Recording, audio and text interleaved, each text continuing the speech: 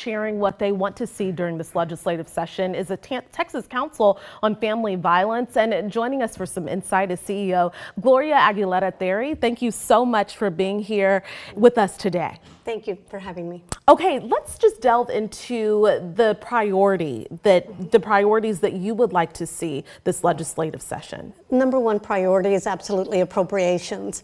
When 1 in 5 Texans is turned away from emergency shelter because there are not enough resources, that's our number one priority. Appropriations is also about including offender accountability programs. We've got to be able to cover both ends of a spectrum if we're really going to make a difference.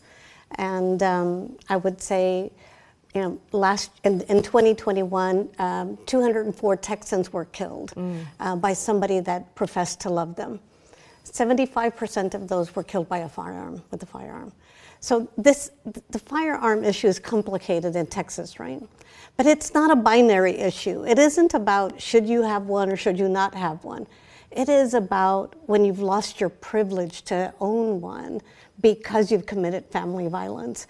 And I believe we can stand together on that narrow path that says we want responsible gun ownership. We want people who have already lost that privilege to be able to have laws in place. And frankly, there are laws in place that already impede that.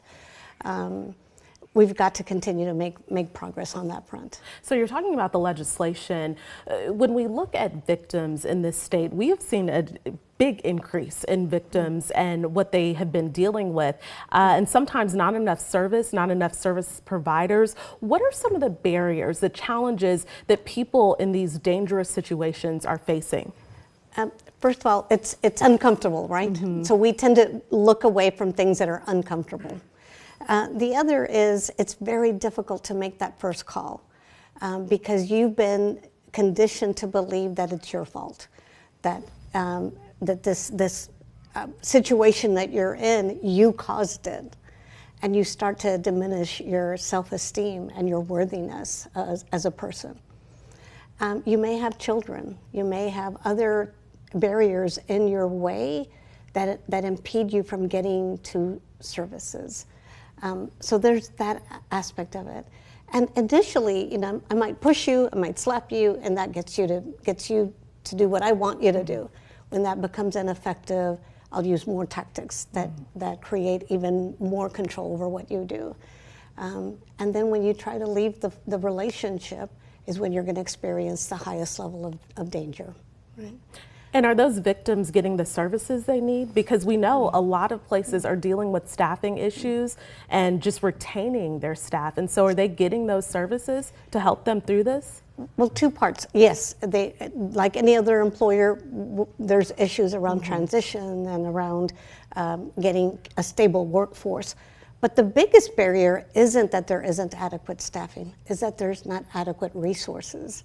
So when you are looking for emergency shelter because your own home is not safe, and you make that phone call, and they tell you, we'll find ways to keep you safe, but we just don't have space for you at the emergency shelter. That's the biggest barrier. That's what we've got to overcome.